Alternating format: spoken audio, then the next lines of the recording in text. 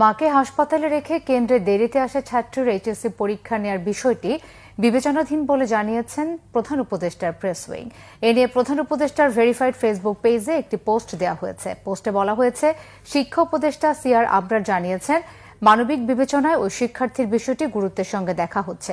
বাংলা প্রথম পত্রের পরীক্ষা নেওয়ার বিষয়টি পাবলিক পরীক্ষা গ্রহণ সংক্রান্ত আইন ও বিধির আলোকে সমাধানের চেষ্টা করা হচ্ছে। সিআর আবরার বলেন, ছাত্রীর এই দুঃসময় তারাও সমব্যথী। এই পরীক্ষার্থীকে উদ্বিগ্ন না হওয়ার অনুরোধ জানানো হয়। চলতি বছরের এইচএসসি ও সমমানের পরীক্ষা শুরু হয়েছে গতকাল বৃহস্পতিবার।